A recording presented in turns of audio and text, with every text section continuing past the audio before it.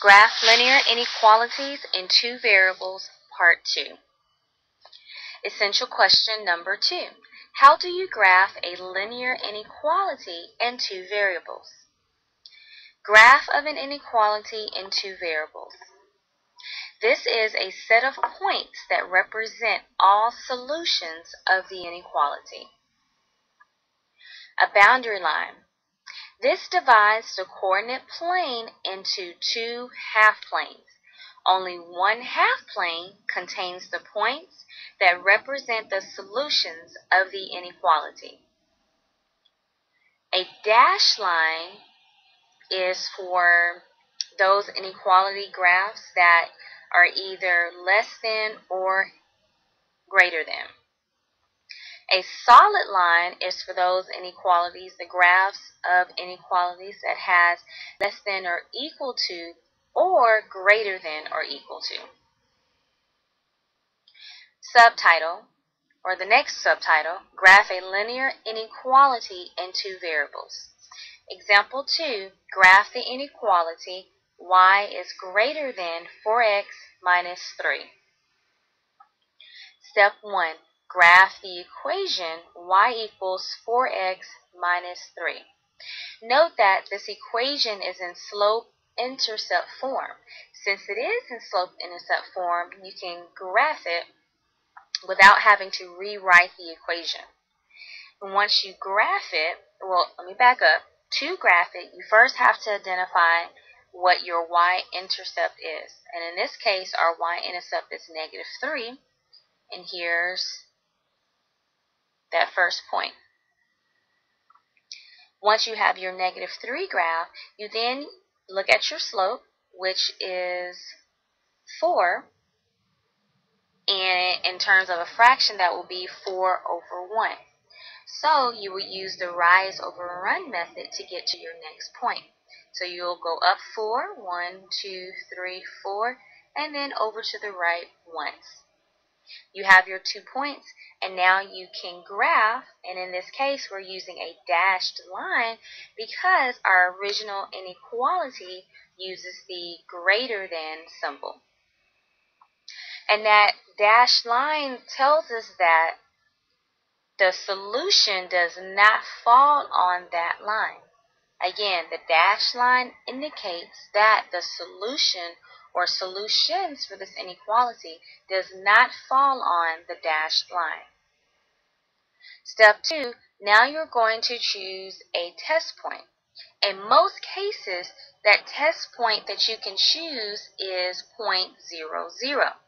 You can choose that 0, 0 as a test point as long as that 0, 0 does not fall on the boundary line.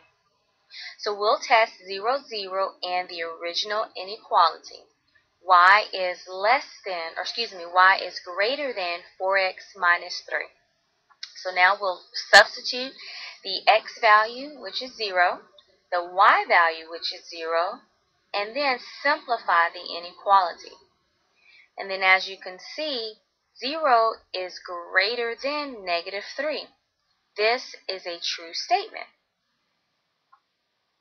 Step 3, shade the half plane that contains 0, 0. So when we chose the test point 0, 0, and we substituted the values, the x value and the y value for 0, we saw that we ended up with a true statement. So because 0, 0 is a solution for the inequality, the half plane that contains 0, 0, which in this case 0, 0 is here, that half plane, that entire side will be shaded. And so that tells us that any point that falls on the left side of this half plane will make the inequality true. So I can choose this point here, and if I were to substitute it into that inequality, it will make a true statement. Now, on the reverse side of that, though, if I were to choose a point, say, on the right side of that half plane, or the half plane, it will make the inequality false. Example 3, graph the inequality x plus 2y is less than or equal to 0. And make note here that this inequality is not in slope-intercept form. It is in standard form. Step 1, you're going to have to rewrite the equation so that it's in slope-intercept form. And so here's the work to get our equation in slope-intercept form.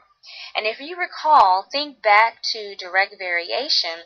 Anytime we have an equation, and now we are aware that that's called standard form, and that equation equals 0, you're dealing with direct variation.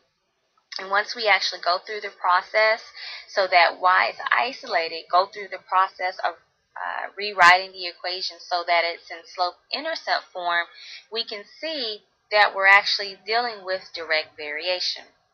And again, that direct variation equation tells us that our line is going to pass through the point of origin. Step 2, graph y equals negative half x.